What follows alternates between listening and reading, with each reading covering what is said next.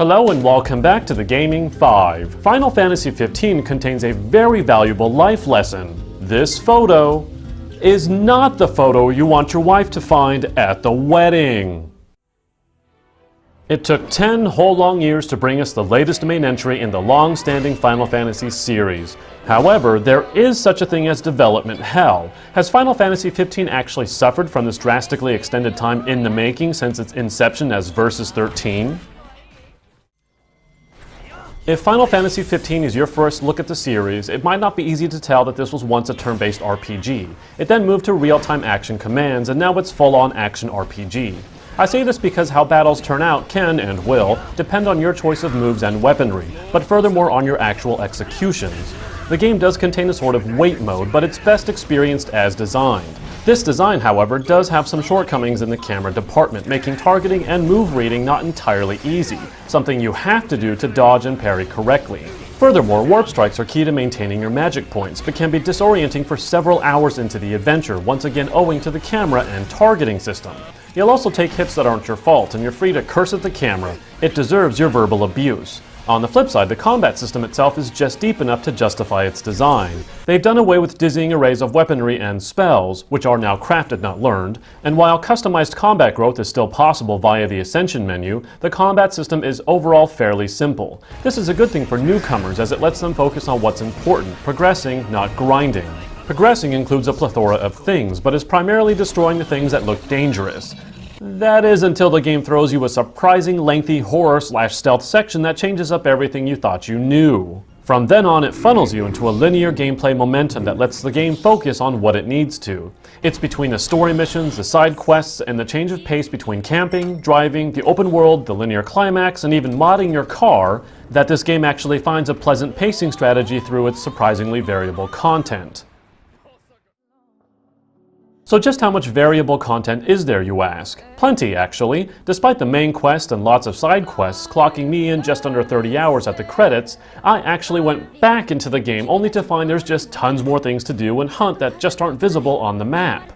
What I surmised is that there's easily double the hours I spent on doing all the extras. Is this epic JRPG levels of content? Not quite, but it's more than enough to justify the cost of the game, which means value per dollar is not exceeding expectations, but not falling under them either.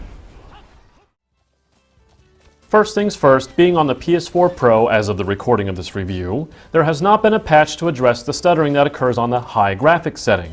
On the left is light, and on the right is high. I absolutely 100% recommend leaving it on the light setting. The improved frame rate stability is crucial to some fights, and I found it overall more pleasing than checkerboard 4K, or faux K.